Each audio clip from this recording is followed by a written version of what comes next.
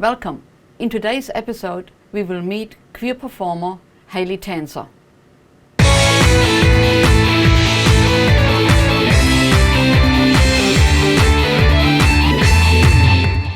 Come back to Queer Conversation. If you are a fan of Eurovision, there is a good chance that you have heard of TANZER. Despite the recent Omicron wave in Europe, TANZER decided to travel to San Marino to perform in the San Marino Eurovision contest. What happened in San Marino? Was TANZER successful? Let's find out.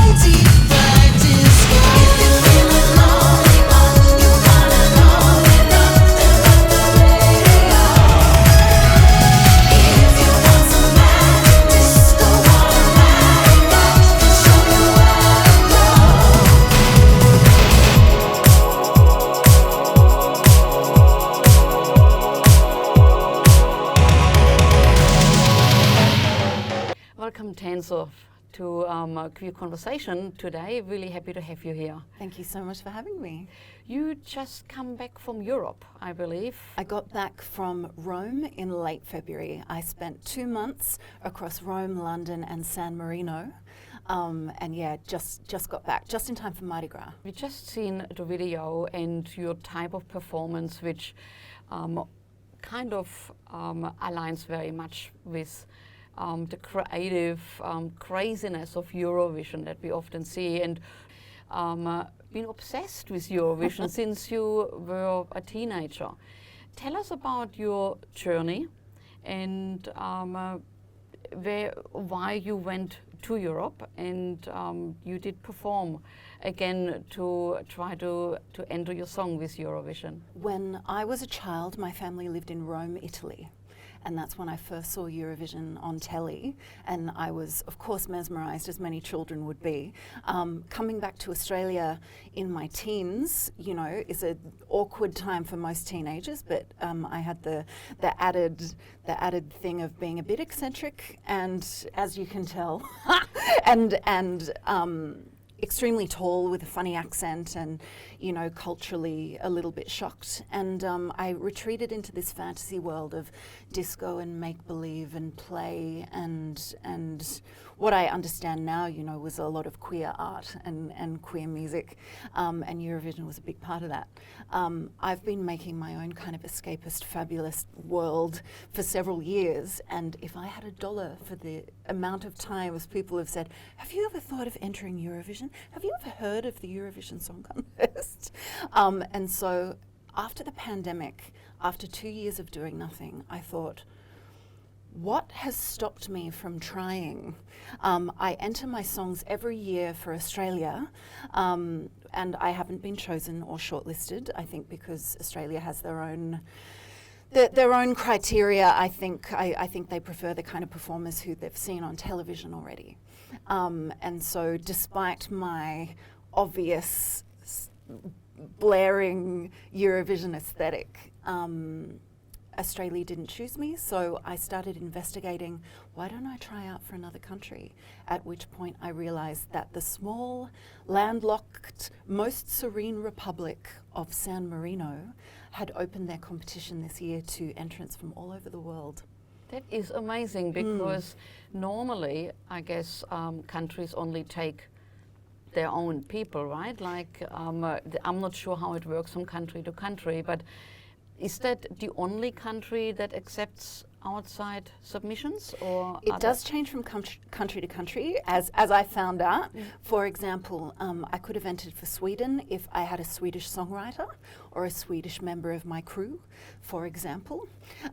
There are other countries like Malta, Montenegro, Germany, where you had to be from that country or at least an EU resident.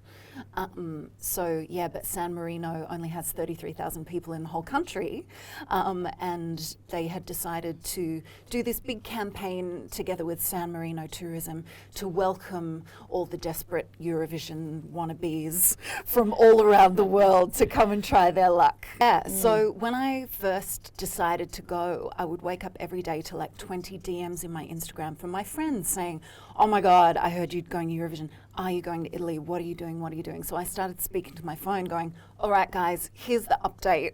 You know, here's the insane, you know, because we were all still suffering from lockdowns. There was still quite a bit of COVID lockdown vibes happening. And I was figuring out whether it was possible. Started talking to my phone. All of a sudden, people I didn't know were writing to me saying, I'm so invested in this. So I kept up these kind of video diaries against my, you know, natural judgment, because before that I was a bit hesitant I felt it was a bit cringy to speak to my camera. I laugh now because I do it all the time. And yeah, my journey began at Christmas. I landed on Christmas Eve in Rome. I left early because Italy had started closing its borders. Yes, it was the height of Omicron. I think it was close to Ukraine and Singapore at the time. Of course, I was like, I cannot lose my chance. So I went early to Rome and spent an idyllic fortnight on my own, just wandering the city during Christmas. And it was a really magical time for me, returning to my childhood home for the first time since I was a kid, but also it was my childhood dream, and all the memories and emotions that that brings back, as well as the grand scale of what I was about to embark on. I had to face my imposter syndrome. I had to face the fact that I hadn't performed a lot for 2 years. I felt like a bit out of practice.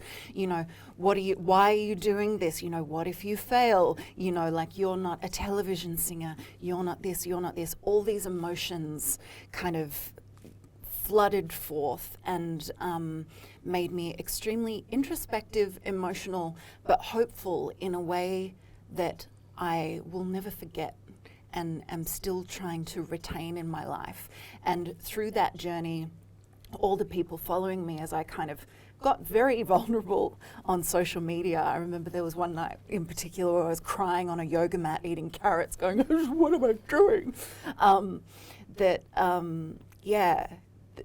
All that happened before I even made it to San Marino. Just kind of remembering things about my childhood, my late father, like, I was already full of emotion and hope and excitement before I even got there. Wow, what a journey. I mean, this is where artists like yourself would draw a lot of inspiration for creating new work in the future as well, I would think. But so you submitted your song, Fantasy. Yeah, I submitted a song, Fantasy. So, sorry to cut you off. And that there was another song because they required 2. And you were saying new work. Because I didn't have a second song that was appropriate for Eurovision. I've got many that would have worked that were released already. I wrote a new one while I was in the hotel room to bring to San Marino that was inspired by where I was. It was a very universal, kind of very simply written, lyrically half Italian, half English love song, but it was a little bit orchestral, a little bit soundtrack, because I was trying to summon the majesty of Italian cinema and stuff, and I guess the emotional and stuff. I was trying to summon the emotional scale of what I was experiencing within the song. So yeah, it did inspire new work, and I brought 2 songs to San Marino. Beautiful. Looking at your videos, you are performing with a group of people, and I don't really see you as a single performer. Not sure if I'm right or not. But when you went to San Marino, did you go by yourself, or did you travel with your support group of people? It's so interesting that you say that, because before I did the TANZER solo project, I was always the front woman of a band, and I was used to playing in an ensemble with instruments.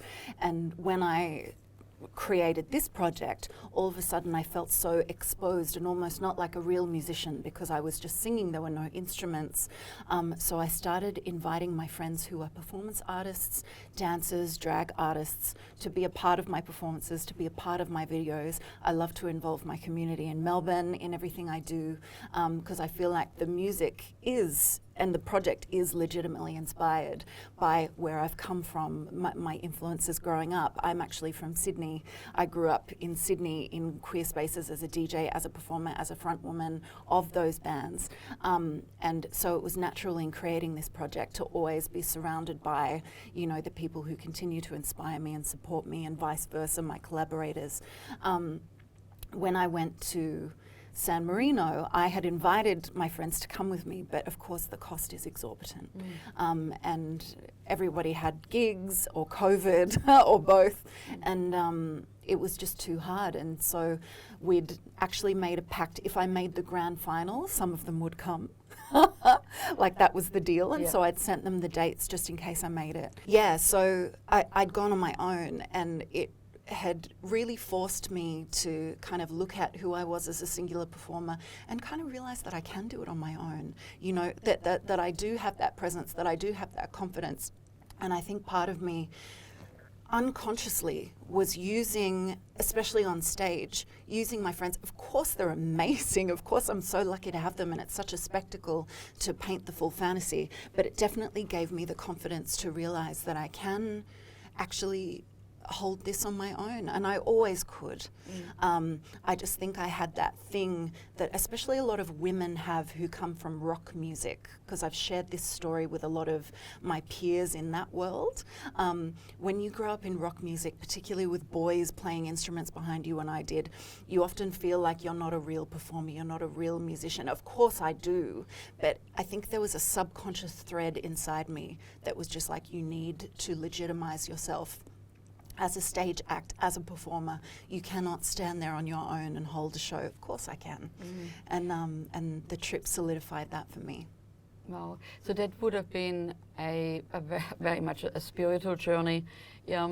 Regardless that they didn't accept your song, unfortunately. What will happen to TANZER the performer now after the last rejection? Will you go on with Eurovision, or are you moving into a new area that, a different kind of creative outlet? It's funny, the rejection hit hard for me because prior to TANZER, as I said, I was the front woman of a lot of rock bands, and particularly when I was very young, I had that traditional music industry experience of being developed by a major label, being taken on and rejected by managers, getting criticism, for music and looks and things like that as I was growing up, as I was very formative, and it brought back a lot of those feelings. I feel like I created this whole project so I could be immune from the traditional music industry, immune from having to enter competitions, immune from judgment, where I could just truly be myself and any imperfection was a feature. And so suddenly being in a competition with a bunch of amazing singers, kind of talent show X Factor singers, a lot of them who were singing covers really beautifully, and I was coming in very vulnerable with my own song, a song that I'd written just for the competition as well, in my full splendor. I felt wonderful on stage because I've been doing this for so long, and I'd put so much meditation and ruminating into the process that I felt great by the time I was on stage. But yeah, I certainly felt like the product of everything I'd created for myself was on stage for judgment by these 3 60-year-old Italian judges who were sitting there frowning at me, and I was there being fabulous, and at the end it was just like, thank you, next. Heartbreaking.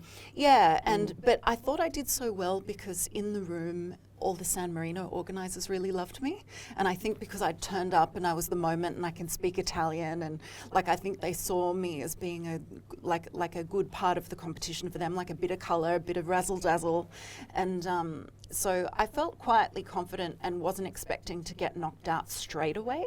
I thought they might at least keep me on for the novelty factor, but they cut me out straight away, and it was devastating at first, but because I had optimistically booked my trip as if I was going to make it the whole way through, I thought I could go home with my tail between my legs, or I could explore everything there is to offer about being overseas for the first time in years, about being here with a suitcase full of costumes, and all these fabulous things started to happen. All these bad things happened first. I broke my foot.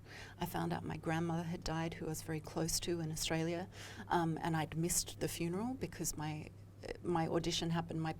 My mum didn't want me to be upset on the day, and it was a very dark time, and I lost my passport, and I met a weirdo on the train that tried to stalk me. All this crazy stuff happened in the space of 2 weeks, and I woke up and I'm like, I've got a choice here, how to react.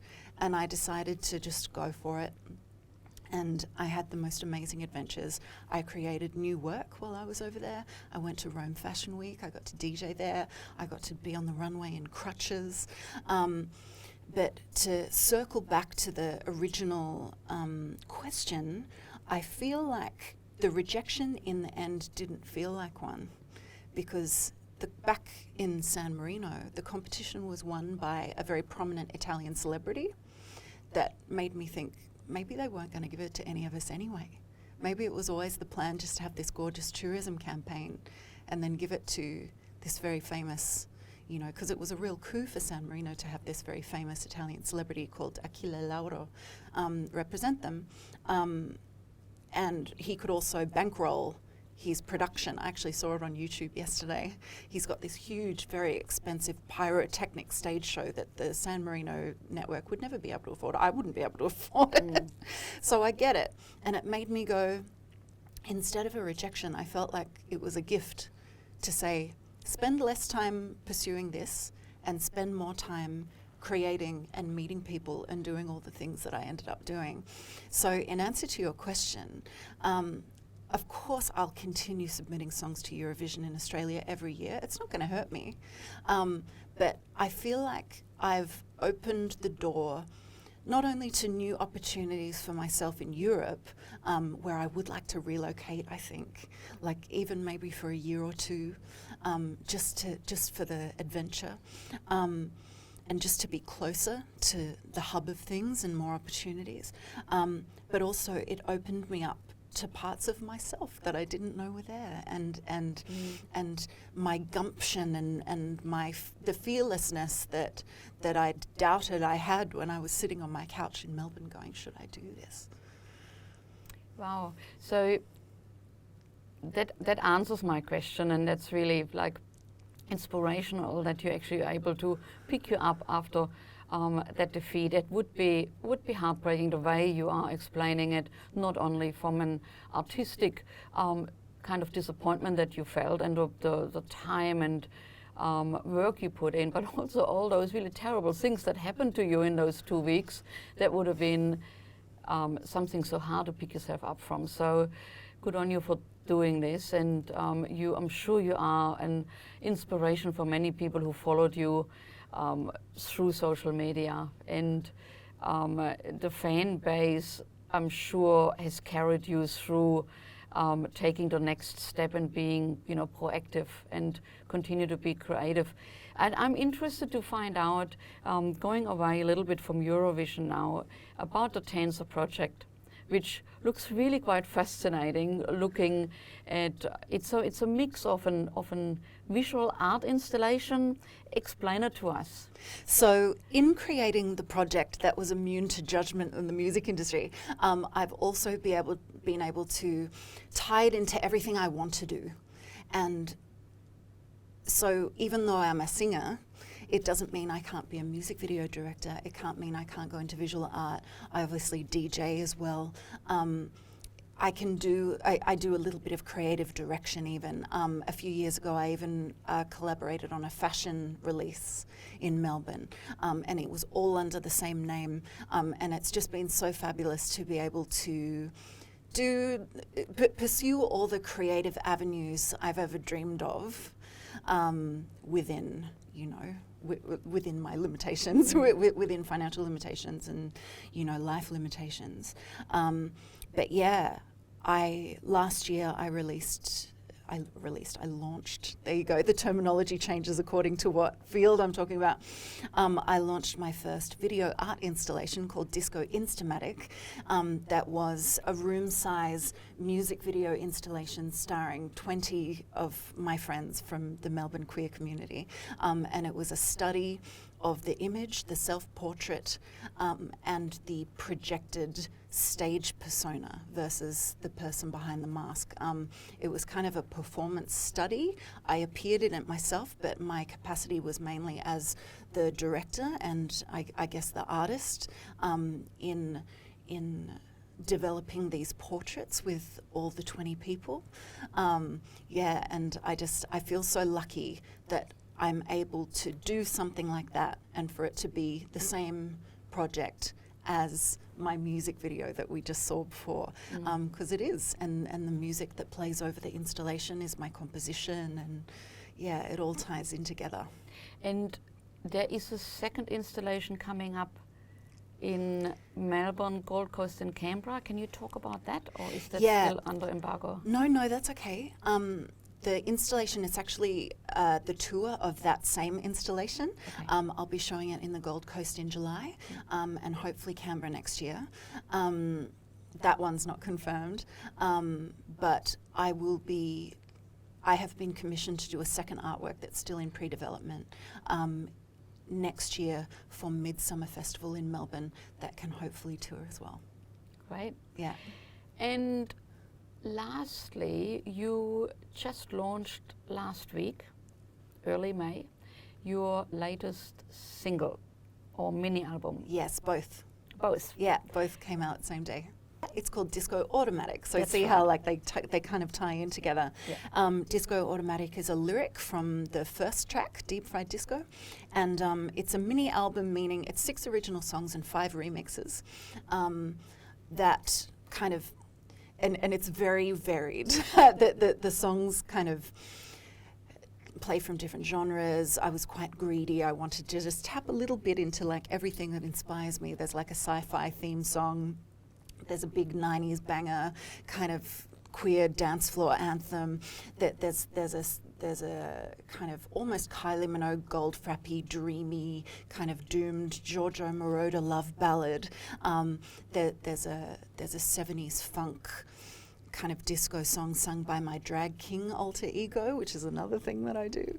And yeah, it's a lovely mad collection of everything I do, which I thought was a pretty appropriate intro, I think, to the project. And I'm really proud of it, but all I can think about is making my new album now. It's like I feel like I've started all these little ideas, and I love the feedback I'm getting. Everybody likes a different pocket, and there are heaps of people that like the Drag King song, which was really surprising. That's my favorite song, and it's been so exciting to hear how people are interacting with this kind of strange combination of ideas. And your costumes. You look fantastic today. Thank you. Tanzer. You designed them yourselves? Yes, I did design this, but I cannot sew or construct. And I have a community of incredibly gifted friends, costumiers, and this one was made by a Melbourne costumier named Frockhard. Yeah, I came to him with a drawing and said, and a bag of this fabric. And I said, wow. Can you turn this bag of canary yellow American cheese sequin into this drawing? And he said, absolutely. And here we are. Here you are, you look fabulous. Thank Is that something you would wear at Mardi Gras? Yeah, I did wear this at one of my Mardi Gras shows. I'm wearing this on the cover of my record. And this was one of the costumes in my bag that I thought I could wear in the Eurovision competition, which I thought was quite fitting, but we didn't quite get that far. Yeah, what a shame. They're lost. Yeah, I know. Yeah.